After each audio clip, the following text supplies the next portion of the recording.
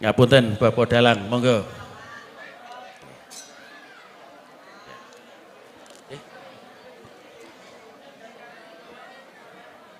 Kanthi wawasan basmalah pun aturaken. Ya. Matur nuwun. Matur nuwun Bapak Lurah. Matur nuwun.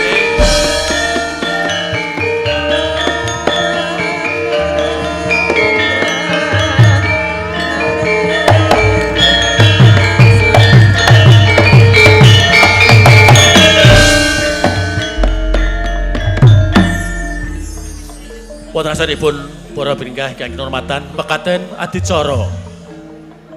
Wonten adicara dalu menika dumugi titi salajengipun titine gati nggih menika ringgit patucal. Kanthi menika sugeng amirwasani, sugeng hamikmati dumugi paripurnanipun wonten ing ringgit patucal nggih menika kanthi lampahan wahyu ketentreman. Matur nuwun. Assalamualaikum warahmatullahi wabarakatuh. Matur nuwun. Monggo.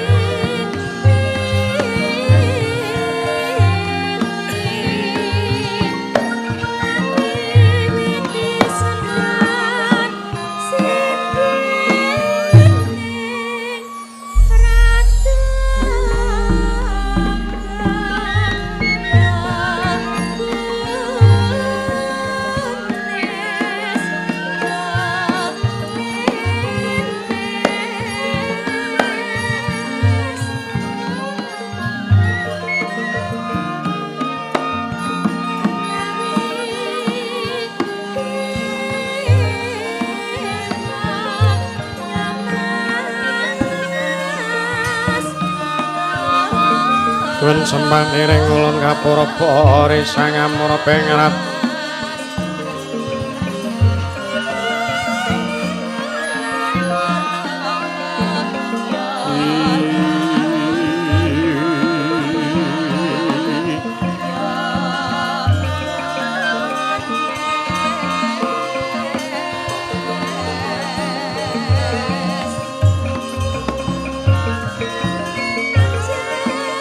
sahanan ingkang mringkanan sihing tasih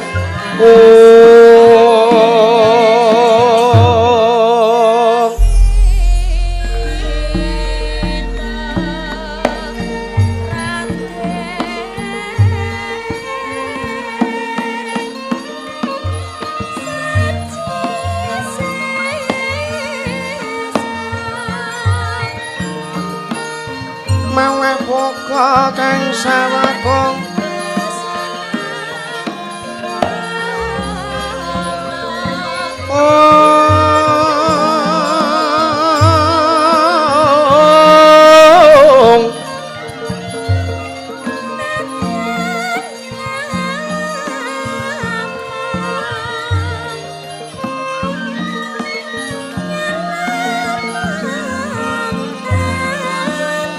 pasireng telahan ewang kanan mamuju hengwang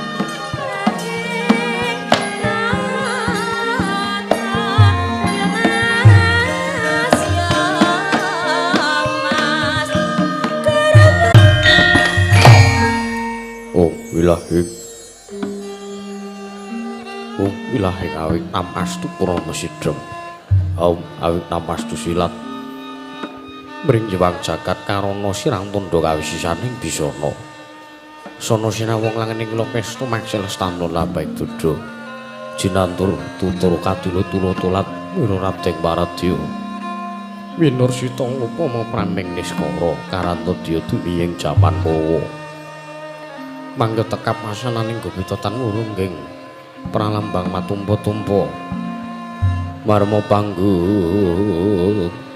panggunggung sang muring kata sekebyara dumadining wayang Purwa purwakaning kandha lan tuting basa duwe guna ngemusu rasa yen narasaya karaos melacari ruang rasa wani uruhing diri rasa rumangsa ngrumangsani lir jalma angin lukaca jarwe wis aku cang carita lara becik wis gemelar jroning pakuliran ya sejatine amriksani pagelaran ringgit Purwa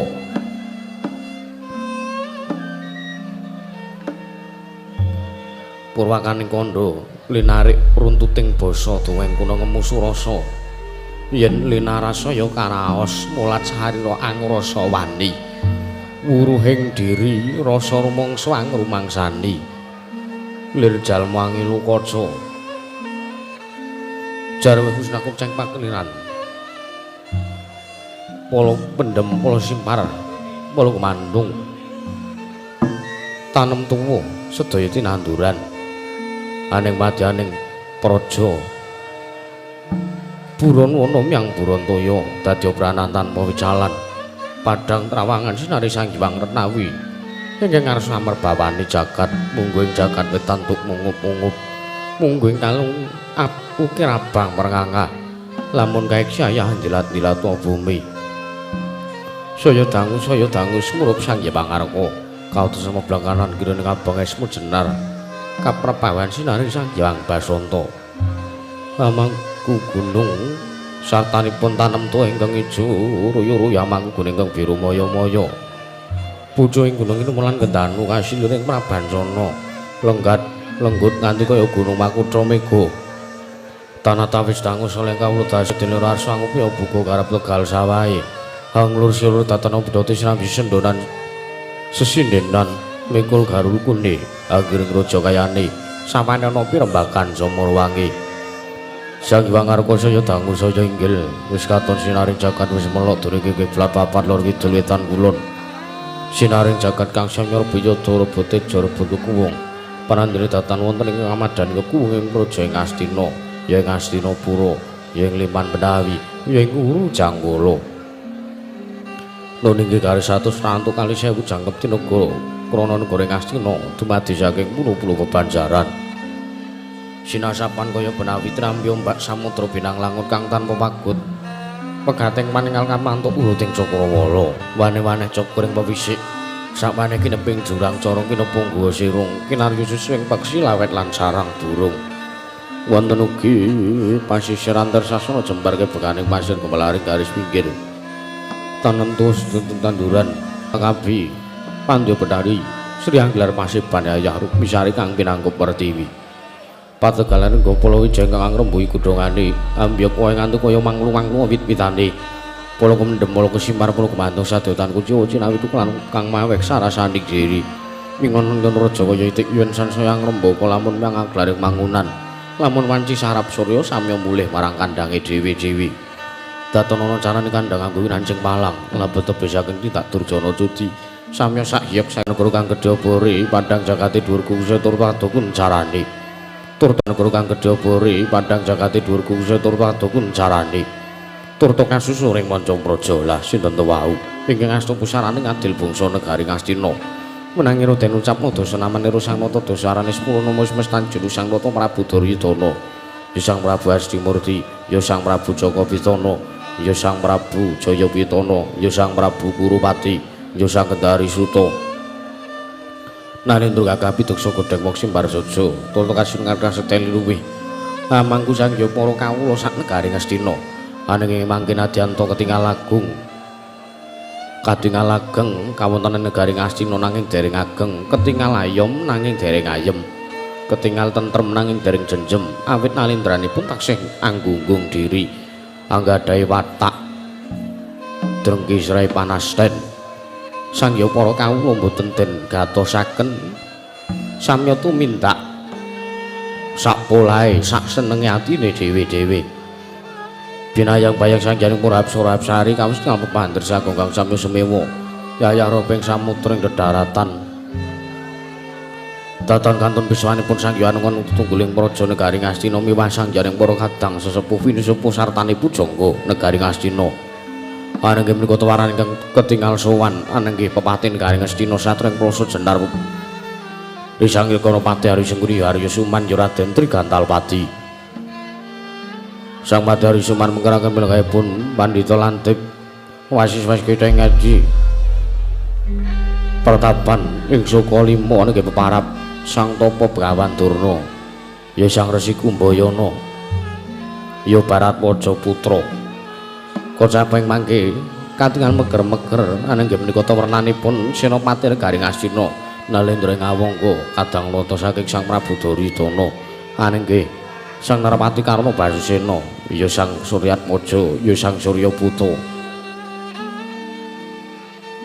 didem jroning pasewakan negari Astina jejel riyel rapet pepet pipit prasasata tupan denggul datan Pasela labet sakathing maraseba ing Jawi ambulutang turuna untuk umbul-umbul kitrangen danu yayah mondo ing mangsa labuh mayung megar mendi jamur barat ing mangsa rendeng tumbak ing rangap jating are mangsa katiga. Para kawula samya matsinamatan sesamet ing sesanggeman manunggal dadi siji den mengku den pimpin dening Kadang Nata Pangeran Wadyan Giri Sang Raden Kartamarma rep didem datanana bane walang alisik amung dawuh saking Sang Nata Prabu Duryudana ingkang den rantu Sangya Purangkawali ing sami seba wadya bala den tata datana ingkang sawur manuk Sang Nata nedya anem Brama mbabarake wigadening pasewakan didem permanem datan uga kedhayan kang ngobas samro datan mampak kabiar sumung separaning pradonga mewah pangli ing waranggana sampun kapireng suwantenipun tamburaran Kyai Pencat nyawa kecaping mangke sigra amurwani pandikan Sang Prabu Duryudana dadu kumangguling wijin panduka ingkang dereng kababaring lisan.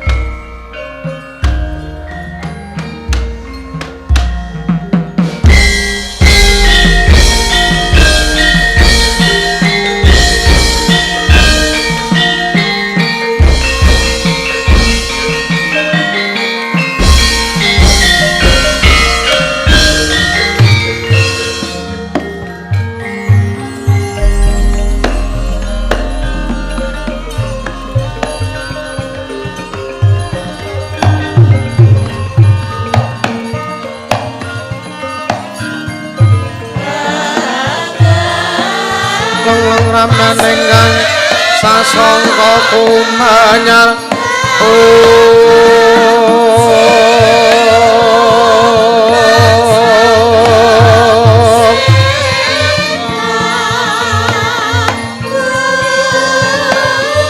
manganggor menggure mangkin tanpa sireng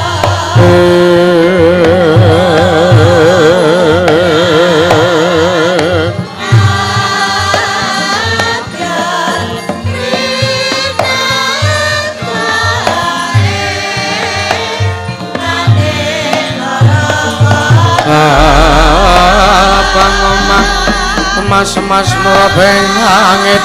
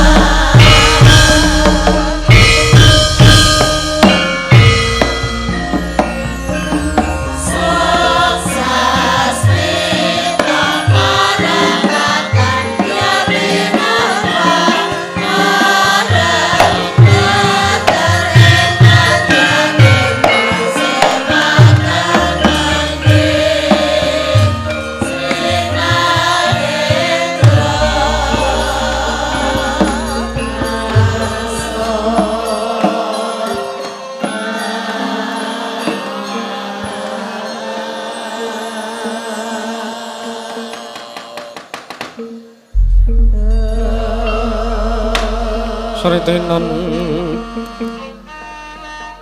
ning pasewakan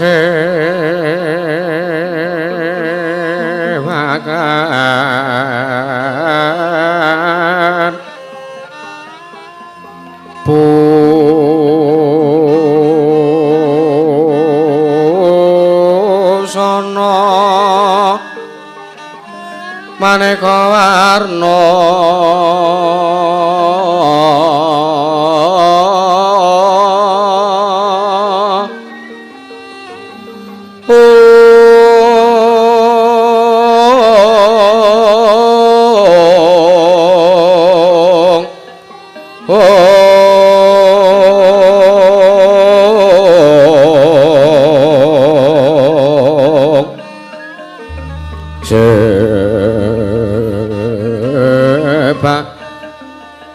Puspiteng Hudyana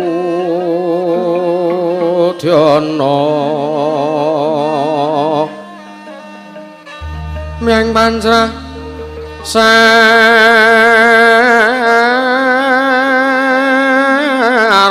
rukma rane nara Narawata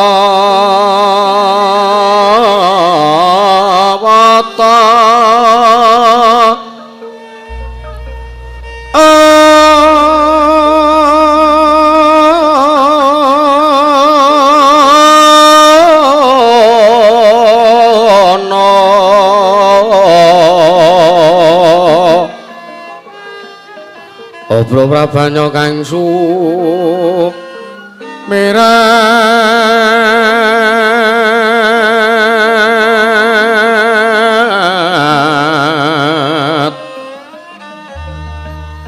kenyaring deca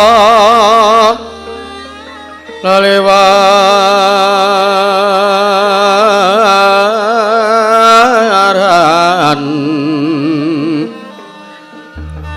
lereki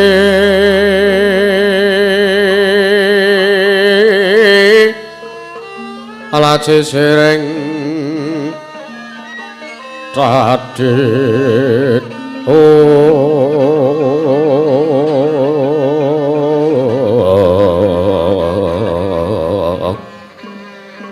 wimpo kekanta amre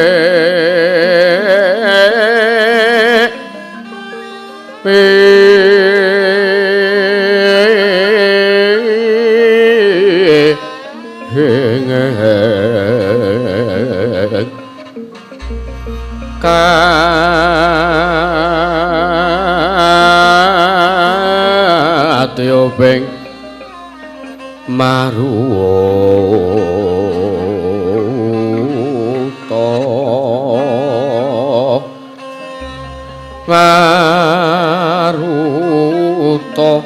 mando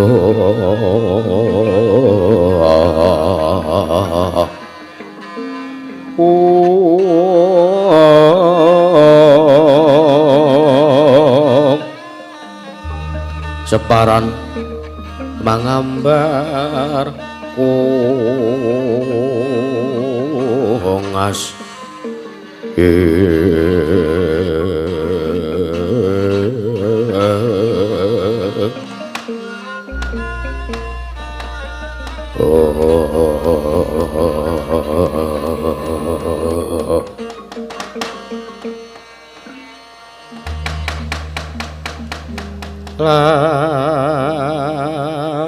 lang katineng kang awan sapa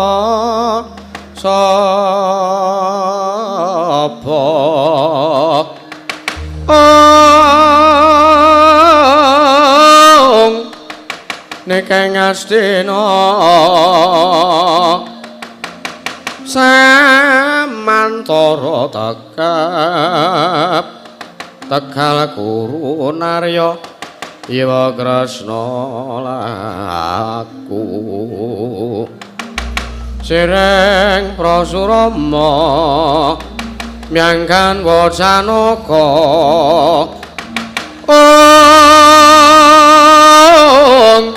tulur narada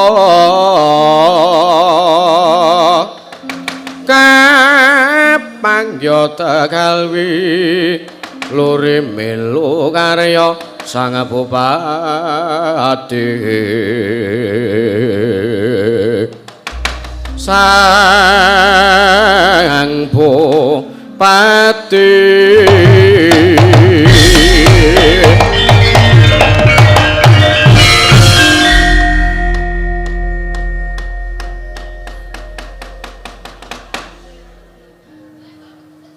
Diwangsuk murmangadi nuwi ana sasmintaning sun jagat wasaning Bathara paman Pati Arya Jengguni ayo dadiake kaget keliro si paman Pati Drisring Sun Bijana kersaning manira paman Pati Arya Suman nyomo-nyomo jimat sesembahan kula nggih anak Prabu Duryudana sakalangkung bombong bilawanipun manahipun ingkang bapa ing kematian dupi kula tampi timbalan paduka ananging kumejot raos sing manah kula bebasan pindharan salamba pinanjering alun-alun kumiter caruk maras nanging sareng wonten ngarsa paduka penggalih kula tebih saking raos kemarasan sinuwun anak Prabu Duryudana kemarang paduka nimbali dumateng kawula marang kula cumadung jawuh timbalan paduka kawula nok ninggih paman Pati Arya Jengguni iki kadiparangen si paman sira ingsun percaya minangka dadi batal wakil ingsun pranata tata rakiting kaprajan negara Ngastina marata diagi aturna kelawan panjenengan ingsun samandang aja nganti kekarempin paman Pati Arya Jengguni nun inggih nggih menawi paduka andangu bab nata rakiting kaprajan tartentu sadyotan badhe nguci wani para kawula samya sahyeg seka kapti akar luhuring nusa bangsa tuwi negari ing Ngastina mendhahipun para prajurit ingkang boten kendhat anggenipun sami geladen olah kridaning aprang sawanci-wanci praja paduka katempuing parang muka tartentu boten badhe anggepuk kanca paduka Gusti kula ingkang sinuwun ingkang abdi kepatihan remuk kasawurna putung semonggo kabandhemna nggih anak Prabu Jaka Pitana gawe bombong paling sun dirkang dadi aturira paman Arya ora lewat pakaring kang utama tindakna selawase urip lono ninggih nggih menapa ingkang paduka dawuhaken badhe kula candhingga jimat maribek ndayana ning kasantosan airan batosipun ingkang abdi ing kepatihan nggih anak Prabu Nur mangke Bapa Durna. Bapa depan Durna ing Sukalima. Sarawuh jengandika Bapa Kumbayana iki paman Durna. Ingkang putra ing Astina pun Duryudana ngaturaken asung pasegan panakrami tuwin pambagya raharja. Mugi tansah kunjuk marang sajengandika Bapa Durna ing Sukalima. Bapa Durna. Oh, astaga swala sila bertapa somarante Allah kamana kula prit gantil buntuting selikur. Lono nggih anak Prabu sakalengkung bombong bilawanipun manihipun ingkang bapa ing Sukalima. Dupi kula tampi timbalan paduka anak Prabu Duryudana, anak Prabu Jaka Pitana ing Ngastina. Sakalengkung bombong bilawaning manah. Asung pudya pangastawa sampun ingkang bapa tampi karya bombong rasing bali. Satanipun wilujeng raharja sowan kula. Niskala sekara-kara tebih saking rubeda.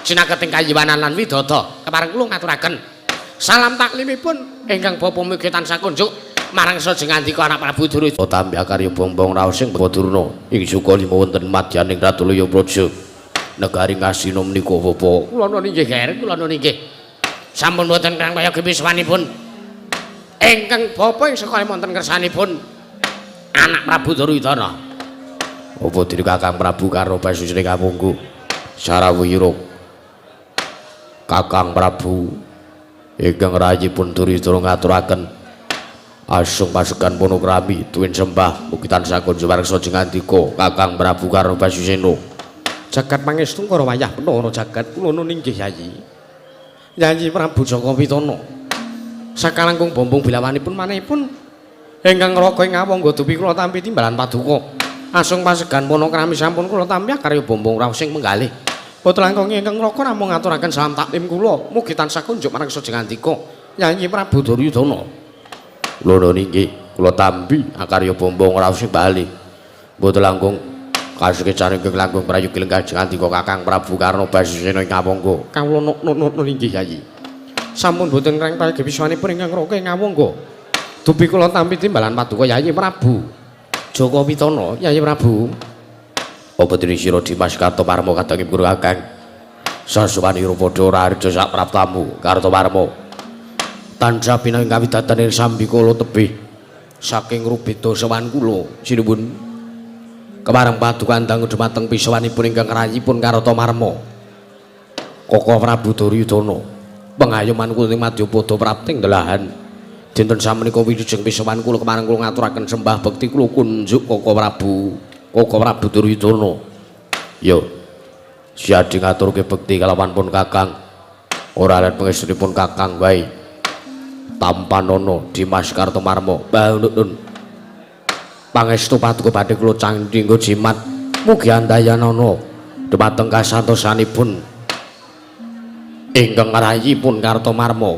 Tatan barisaring para wadyabala ingkang padha gantung sibuk. Aja nganti padha sarung manuk. Jering senedya ambabarake wigatining pasewakan. Mbah niki mriki paduka dhawaken badhe kula cangkengga jimat nedya kula mangestu padha dawuh paduka Gusti kula sinuwun. Mbah niki Dimas Kartomarma ieu prayogan anggon mulungguh sampun boten kirang prayogi. Pamanarya Bapada Mrepedeni Kakang Prabu Karna.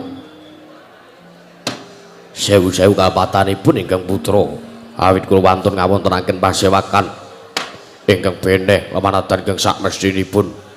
Ingkang samestinipun dinten menika boten wonten pasewakan agung wonten negari Ngastina. Nanging kula ngawontenaken pasewakan agung tartemtu namung badhe ngrembab babagan karaharjanipun ingkang putra ing Ngastina anggenipun lenggah dampar wonten negari Ngastina menika. Pamanarya nyowo-nyowo jimat sesembahan kula nggih anak Prabu kula nuwun sewu. Kemejon asing menggalih kula sareng kula tampi timbalan paduka kula nuwun sewu. Ing antasipun dinten sakmenika sanes dinaning pasewakan teka paduka ngawontenaken pasewakan duh kula nyadong dawuh menggah menapa ta wigatosipun dene paduka ngawontenaken pasewakan ageng wigatosing pasewakan menapa nggih kepareng ingkang bapa cumadong dawuh kula nedya nganglungaken jangga nilengaken karna mastuti sabda utama paduka anak Prabu Joko Pitana. Kula nggih Mbah samangke kula aturi paring dawuh nggih anak Prabu. Menika kepareng punten kawedhang kathah nanging nami wadita marang para kawula sanegari Ngastina. Mbah awi kula kanthi manjing jroning kedhaton apan caturnitur kaliyan Bapak iso kalimana Prabu. Pamanarya wonten timbalan Bapak Durna. Wonten sawuh. Saestu kula menika sampun dangu dados nalendra wonten negari Ngastina. Nanging manah kula dereng jenjem. Manah kula boten ayum. Meneh kula manah kula boten tentrem. Duwin kula boten rumaos kepenak anggen kula ngadampar negari Ngastina. Wadri dipun sababaken awit wonten ing Madyapada prapting lan menika tasih sugeng. Kadang-kadang kula para Pandhawa isih urip urung mudhar.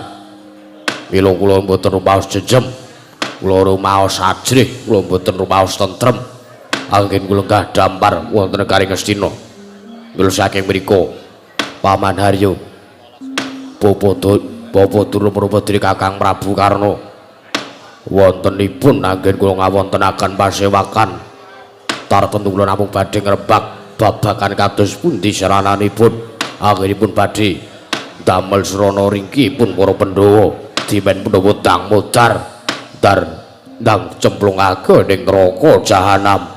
Paman Haryo Bapa Dene Mrepedeni Kakang Prabu Karna Basine ngawungga anjreng kang puspita arum kajiliring samirana mrek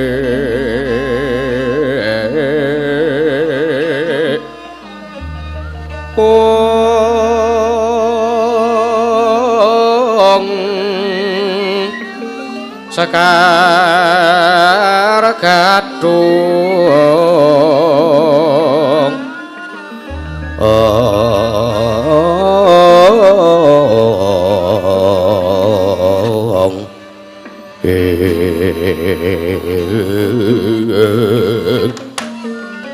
Kula nuwun sewu nggih anak Prabu Karna, anak Prabu Duryudana.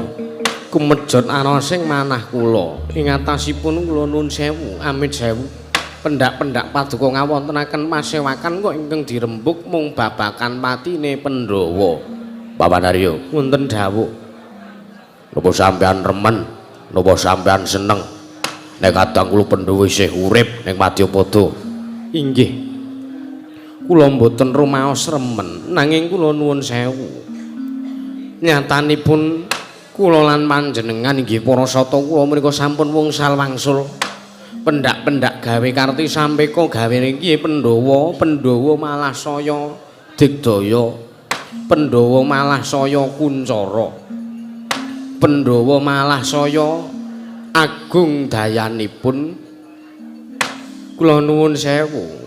Menapa mboten ndelah ana wong wis mbudidaya kepiye wae carane ning urung asil kok ora ngrembug liyane wae berarti ya wis mbok menawa pancen durung mangsa kalane Pandhawa tekaning pati inggih mboten saged dipun pejahi nggih sakmenika ngaten kemawon leres kula nuwun sewu mboten kateges kula rebah-rebah pisan pangandikanipun Adipati Harisengkuni mananging kula mrika rumajeng kalih pangandikanipun Adipati Harisengkuni. Mbah, bacekna kok ature kok rada semune mbelani Pandhawa. Biasane Sengkuni iki akale licik. Ya pisan-pisan dadi wong apik to Kang Durna. Arep ming nglakoni salat magrib tok. Ya ora apa-apa, penting wis usaha. Inggih. Kula sarujuk Kirana Prabu, kula nuwun sewu. Menika kok sampun wungsal wangsul panjenengan menika ngawontenaken pasewakan agung menika ingkang dipun rembak kok mung babagan patine para Pandhawa. Nyatanipun kula mboten rumaos tentrem lenggah dampar negara Ngastina. Awit kula tasih nyumurupi, tasih saged nyumurupi Pandhawa gesang wonten Madyapada. Pangajabipun ingkang putrapun Duryudana. Pandhawa ingkang mudhar ngatang-atang dadi bathang kuwandane pangan bangsane baju barat. Sok maneh mlebu ning neraka jahanam. Menika pangajab kula. Rajane kok mboten sarujuk. Sampeyan bilani Pandhawa, Belanana terus-terusan. Babatara Pandhawa menika sok siswa panjenengan. Menika mambelani, mboten sambilani kang putra Ngastina. Otak mikir piye carane mateni Pandhawa. Ora butuhke Nayaka Praja Ngastina, ora patheken. Kula iso mlaku dhewe, kula iso mangkat dhewe, kula iso mangkat mateni Pandhawa dhewe. Ora sadadak nglumpuke kawula Ngastina, kertiya ngono. Duryudana mlaku dhewe, mangkat dhewe medhah ning Ngamarta mateni Pandhawa. Wong tuwek ora kena kalapke. Waduh iki kok malah kaya jengipun mukajengipun. Sakmenika ngaten kemawon, sakmenika ngaten kemawon. Napa kula tak damel ngerti sampai kok melih? Kula damel srana melih. Anggenipun badhe ngringkehaken dumateng para Pandhawa. Pandhawa ringkeh terus dipateni. Kados pundi serananipun? Serananipun inggih menika Pandhawa menika dimong wong loro. Siji Semar, loro Natandrawati.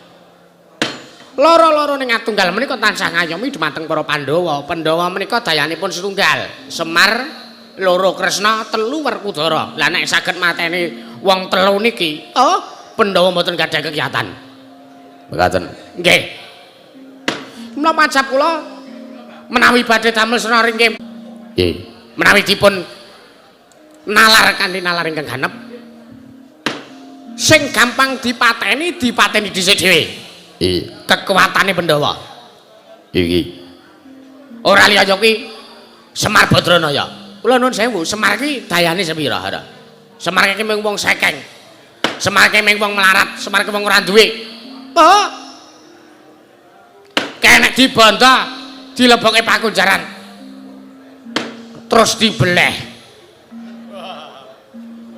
Ngono rak mesti gampang, angel mijet wae nganti suwe banyu sinari.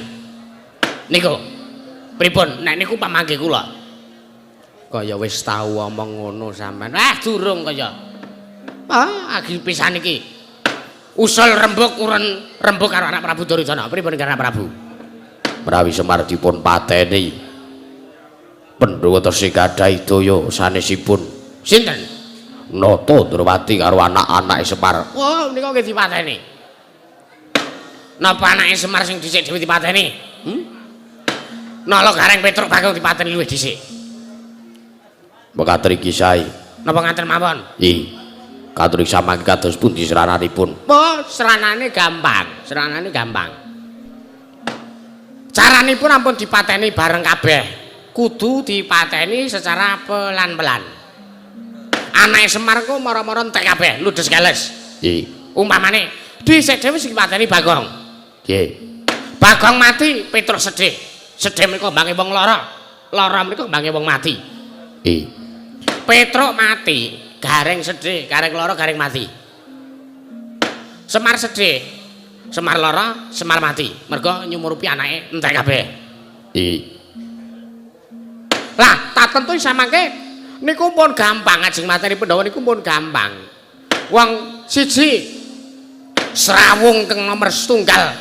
Inggih menika pun anak-anak kula pun para Pandhawa menika Srawunge nomor siji ya mung karo Semar. Apa-apa njaluk iga preti karo Semar. Pamonge ya Semar, bature Semar. Sing ngomong Pandhawa kecilik ngantilkan gedhe ora liya ya mung Semar. Milih saya mriko.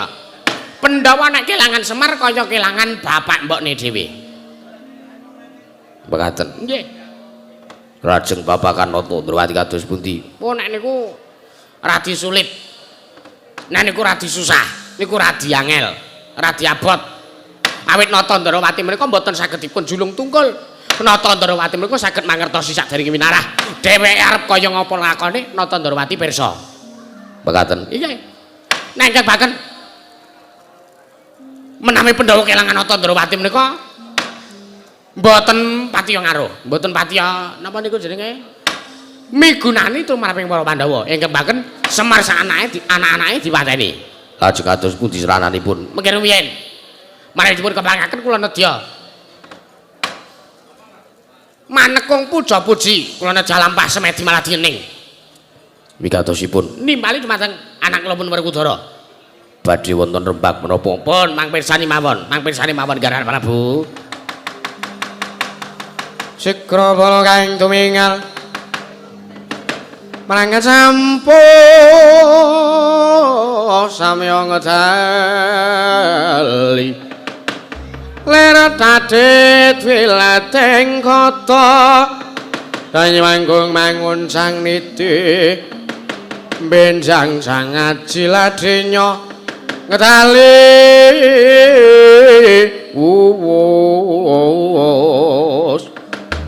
Kresna Surawilangga kaya buta singa wrekil pasti sangga dendanya langambak boyo tidem madaning pasewakan sang Begawan Durna Capana iku semanten semedi maladi hening mata kaji pamelingane bali dumateng ingkang putra saturing nunggul pamenang anegiri sang Raden Arya Werkudara ya sang Bratasena kacaping mangke jeluk anempun negaring Astina kagiat sang ya para kawula nalika semanten biake mega sasongko nyarengi rawuhipun praptahipun sang Raden Werkudara.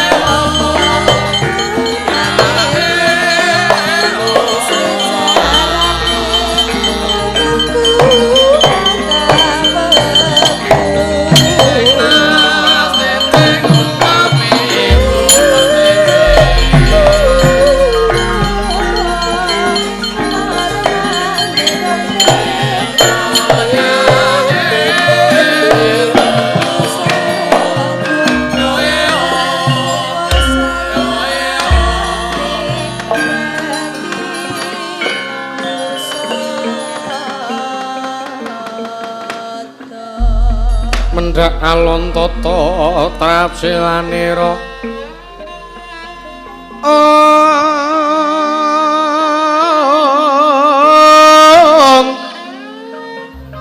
ngejamaken astanira kalih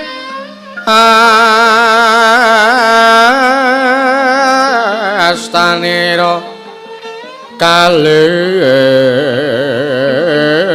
pisan yen ngandika magawe pranto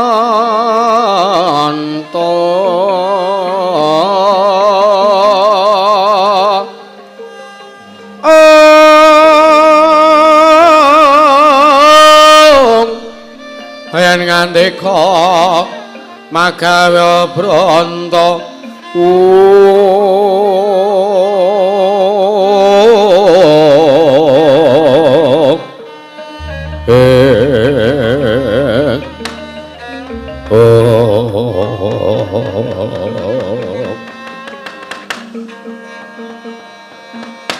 Dimas Werkudara kadangipun Kakang sapraptane Siyadi padha raharja sapraptamu Dimas nunggul pawenang.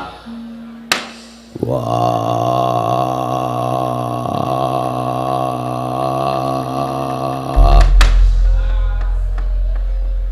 Duryudana kakangku ya.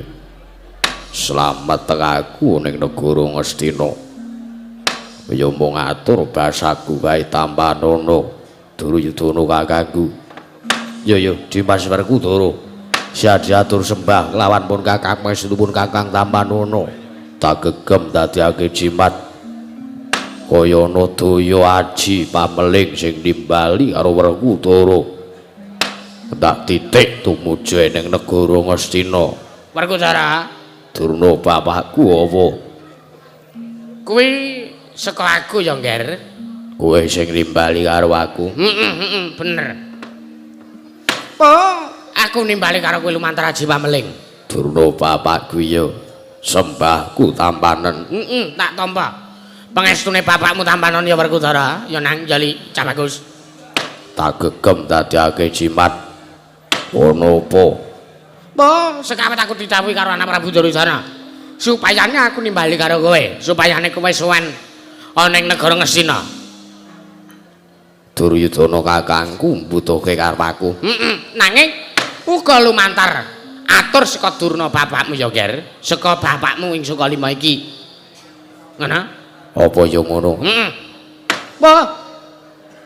Anak Prabu Duryudana dawuh karo aku, nek pancen kudu kowe teka mrene, mula ya aku kudu nimbali karo kowe. Kula kang saka kuwi kaki. Babarna wigatining pasewakan utamane wigatine kowe nimbali karo aku. Anak Prabu Duryudana Mboten dibalan kedawuh Bapak Durna. menapa dipun kepangaken kula majengaken kula sowan wonten ngersanipun anak kula pun Werkudara. Kula semanggaken. Werkudara tak maju ning ngarepmu ya, Nger. Durna ela panalinganira lumajaring ratri. Linenggak jangganira kapisanan.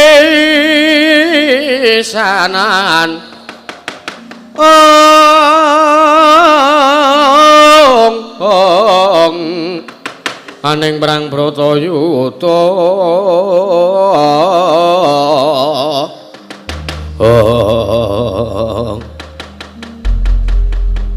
Werkudara, Durna bapakku apa? Mbok. Sekawit aku ditimbali dening anak Prabu Duryudana ana ing pasewakan iki. Bapak Durna, kula kepengin ngrantu sowanipun kadang kula pun Werkudara awit kula menika sampun dangu mboten nyumurupi kan kadang kula pun Werkudara. Iya. Artine anak Prabu Duryudana kangen karo kowe. Iya. Gane kowe wis kepethuk karo anak Prabu Duryudana. Kepasang yoja katujuwe nginung aku pikantuk sasmita saka dewa. Kowe entuk sasmita saka Jawata. Werkudara. Sasmitane apa? Sasmitane ya kowe ra liya Werkudara, ya anak kowe Jodipati nunggul pawenang. Kowe kudu nggayuh. Ya kuwi ngilmu sastra cetha paripurna ing wangsit. Sastra cetha Panggrawating Diyu kuwi ganeping sastra cetha Panggrawating Diyu. Ngono.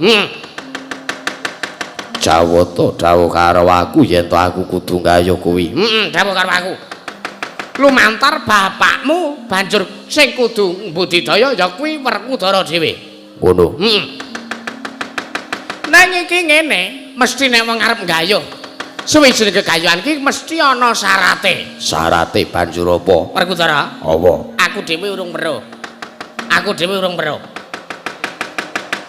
Supayane aku bisa mangerteni syarate iki mengko apa? Gayuh ganeping ilmu sastra Cetha Pangruwating Diyu kuwi mau. Aku arep nglakoni semedi. Ngono. Iya. Banjur jenenge ilmu iki mau apa? Ora liya kuwi jenenge Sastra Mulya Memayu Hayuning Bawana. Mbabar kamulyaning jati. Sastra Mulya Memayu Hayuning Bawana. Babar kamulyaning jati. Werkudara pancen kuwi.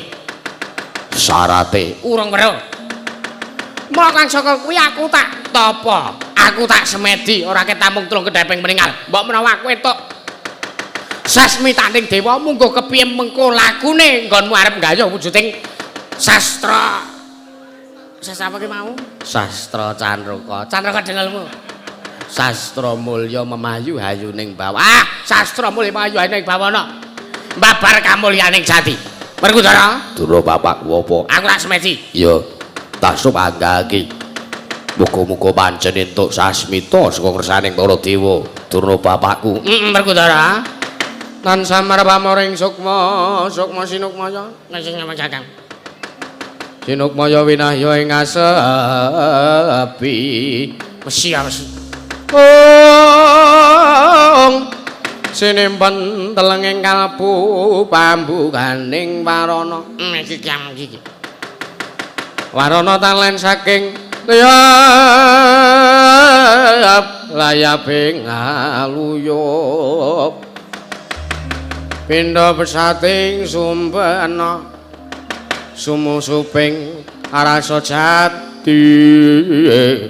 Angasing ama.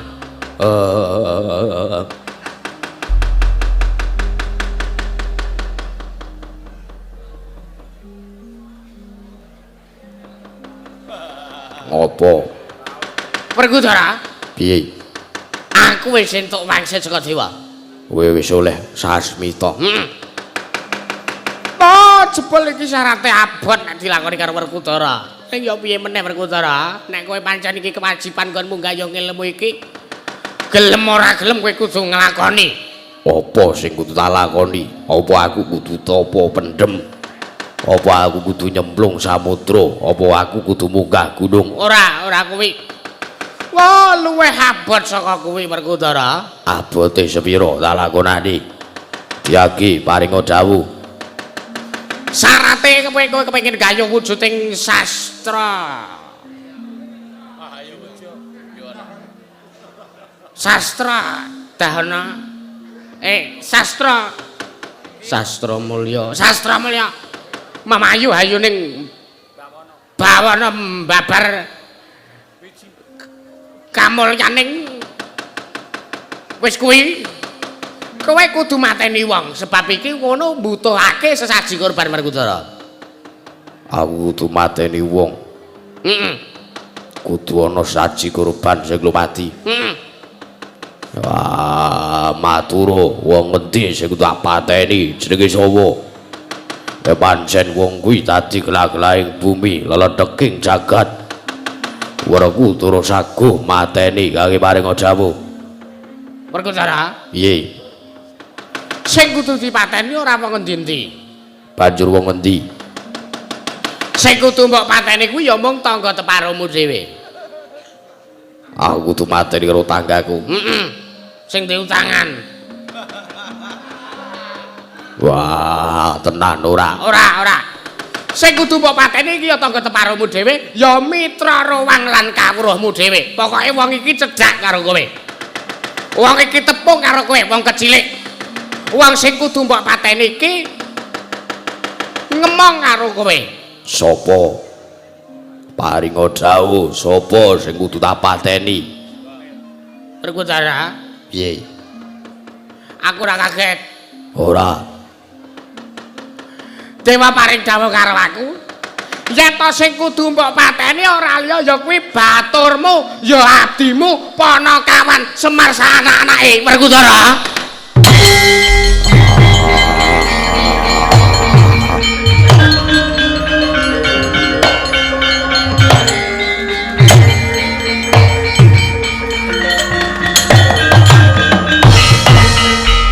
Durna bapakku tenan pora aku mudu mateni karo Punakawan. Werkudara, Piye?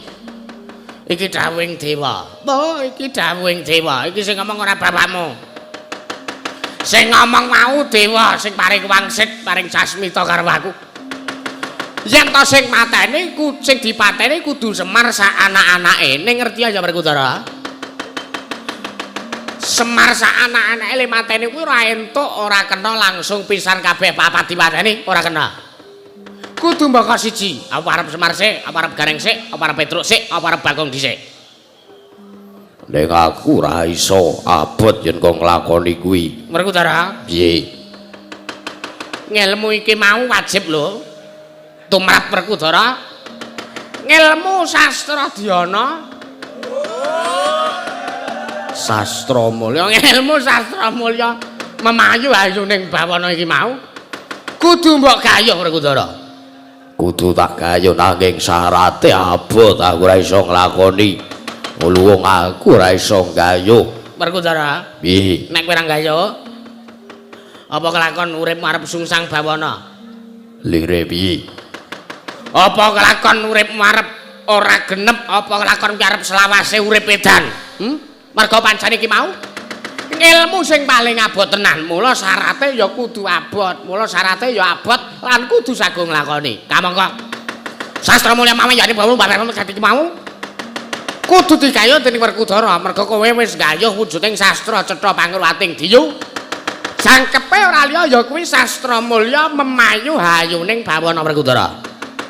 Apa aku ya kudu nglakoni? Aku ora tegel yen kon mateni Semar sak anak-anake. Aku rasaku nek kon mateni Panakawan kae lelabuhane gedhe tumrap Werkudara. Kae lelabuhane gedhe tumrap para Pandhawa.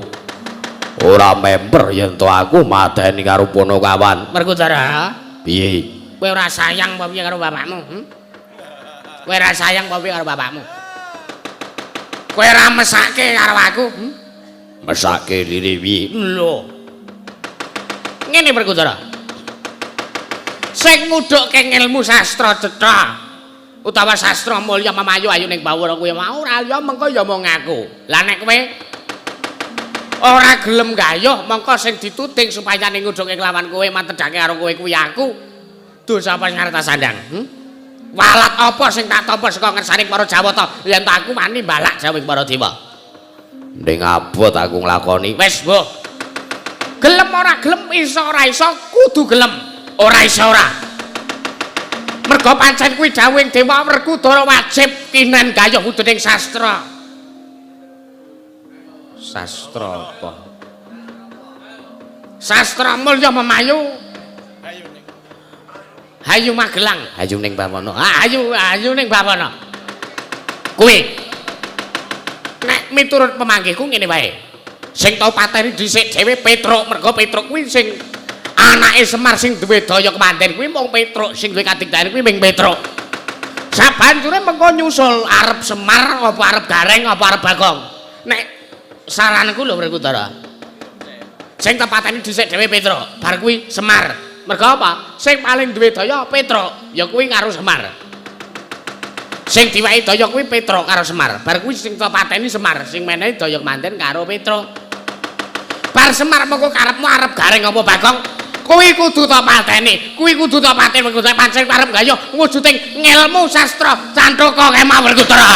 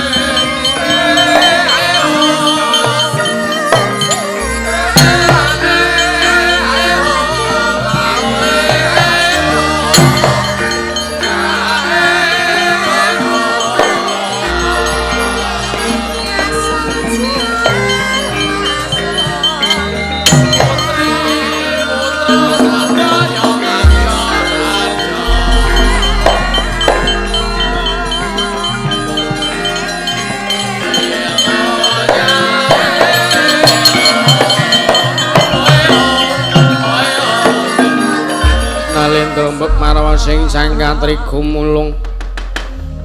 gumulung mangrompak ing wadya Kurada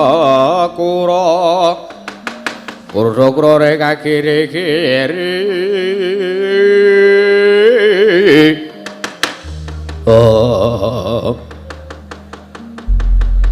bombong panah kula tentu kaya sip apa bakale kelakon Werkudara mateni Panakawan gampang Panakawan iki mesti bangun miturut karo Werkudara Panakawan iki mesti ning apa-apa mesti manut karo Werkudara nggo sik aja umung waton gampang ngomong Panakawan kenajan to manut karo Werkudara ning nek Werkudara tumindake sasar susur kae Panakawan iso mejang lho Kang kene wis Panakawan wis kocap mejang ngono kae mesti Werkudara wis genah anut grubyuk mbangun miturute karo Panakawan mau karo wejangane Semar sak anake kuwi mau. Oh ben.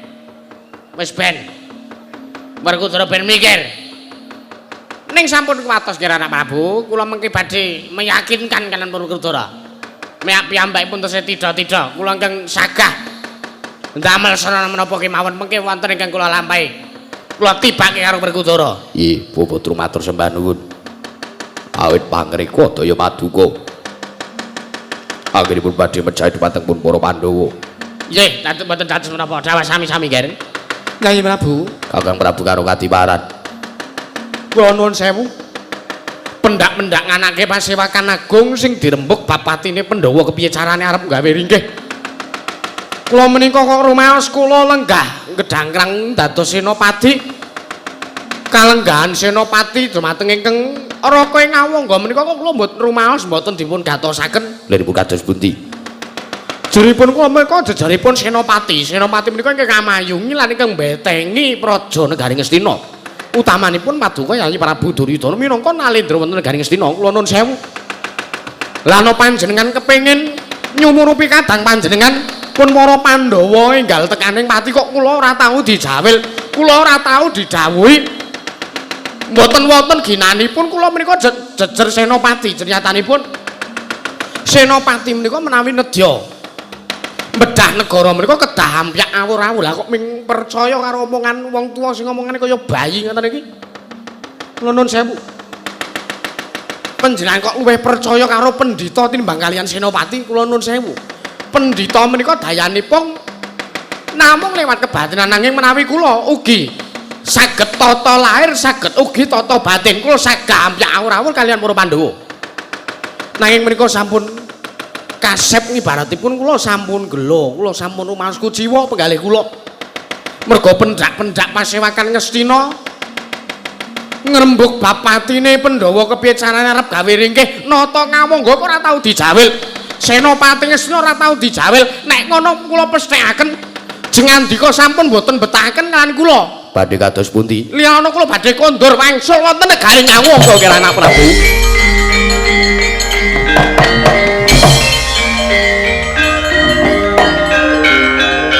Ngapa wae?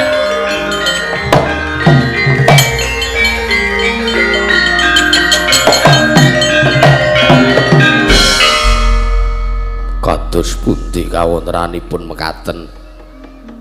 Mun ben dijar kemawon nika niku cen Ratu Bamran.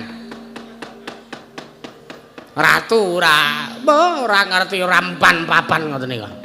Nggih. Pun jar kemawon. Mengentas sebetake negara Ngastina nggih kondur wangsul teng negari Ngastina nggih anak Prabu. Nggih, Bapak Duru. Matur sembah nuwun Pamandarya. Wonten timbalan ingkang ngadhawuh. Kagem ndherekaken lekasipun Werkudara anggenipun badhe mejahi dhumateng pun para Panakawan. Kula aturi paduka ambidhalaken sangjaring para sata Kurawa. Inggih sendika ngestaken dawuh. Kepareng kula nyuwun pamit madal wasilan nggih anak Prabu sakmangke kula nedya angawe kadang-kadang paduka pun sanggya para sata Kurawa. Inggih, Paman Dimas Kartomarma. Wonten baling kang dawuh sinuwun. Gandeng puspur sejipan ing pasewakan dina iki. Para Todyaki budhal kang padha sebo jenenge Sunedya Kundra ngedaton. Ih, nonon ngestaken dawuh manyun pamit madal wasilan Sing ati-ati aja kaya bocah cilik. Dimas Kartomarma Isurana dawuh maneh. Purna gadring manangkilan. Arsa sang nata kundurang ngedaton seluk saking dampar kecana kinapit gambaran gadring. Kadharaken sanggening Purban Jadri manggu ketanggung Joko Paloro ingkang samya ngampil upacara keprabon. Kawis saking mandura tindak nyusang Sri Naranata lamun katon saking mandura kaya sesantri kamulyane.